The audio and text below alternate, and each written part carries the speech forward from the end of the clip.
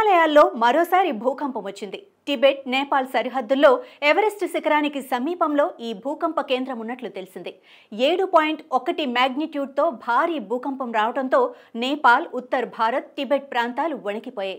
Tibet రాజధాని లాసాకు నైరుతి దిశలో 400 కిలోమీటర్ల దూరంలోని టింగ్రీ కౌంటీలో భూకంప కేంద్రం ఉన్నట్లు గుర్తించగా, ఎవరెస్ట్ పర్వతాన్ని సందర్శించే వారికి ఇది పర్యాటక కేంద్రంగా కూడా ఉంది. గత 150 ఏళ్లలో హిమాలయ ప్రాంతాల్లో 4 భారీ భూకంపాలు సంభవించాయి. రానున్న రోజుల్లో కూడా 8 లేదా అంతకన్నా ఎక్కువ తీవ్రతతో భూకంపాలు వచ్చే అవకాశాలు ఉన్నాయని శాస్త్రవేత్తలు చెబుతున్నారు.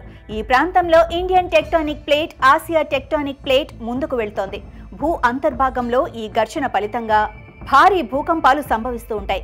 నిజానికి హిమాలయాలు కూడా కొన్ని కోట్ల ఏళ్ల క్రితం జరిగిన ఈ ప్రక్రియ ద్వారానే ఉద్భవించాయి. ప్రతి ఏడాది కూడా ఇండియన్ టెక్టానిక్ ప్లేట్ కొన్ని మిల్లీమీటర్ల మేర ఉత్తర దిశగా ముందుకు వెళ్తుండగా, దీనివల్ల హిమాలయాల ఎత్తు కూడా నెమ్మదిగా పెరుగుతున్నట్లు నిపుణులు చెబుతున్నారు. ఈ క్రమంలోనే ఏదో రోజు హిమాలయాల్లో భారీ భూకంపం వచ్చే అవకాశం ఉందని హెచ్చరిస్తున్నారు. భవిష్యత్తులో వచ్చే భూకంపాల తీవ్రత రిక్టర్ స్కేలుపై 7 లేదా అంతకన్నా ఎక్కువ ఉండే అవకాశం ఉందని, ఇది ఎప్పుడు జరుగుతుందో స్పష్టంగా చెప్పలేమని, అయితే ఇది ఒక రోజు తర్వాత జరగవచ్చు, లేకపోతే ఓ 100 ఏళ్ల తర్వాత అయినా ఎప్పుడైనా జరిగే అవకాశం ఉందని శాస్త్రవేత్తలు హెచ్చరిస్తున్నారు.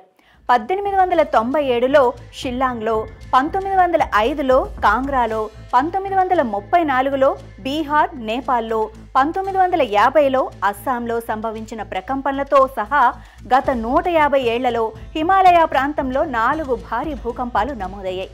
1991లో ఉత్తర కాశీలో భూకంపం సంభవించగా, 1999లో చమేలీలో, 2015లో నేపాల్లో భూకంపాలు సంభవించాయి. హిమాలయ దేశం నేపాల్ చాలా తీవ్రమైన భూకంపాలను ఎదుర్కొంటోంది.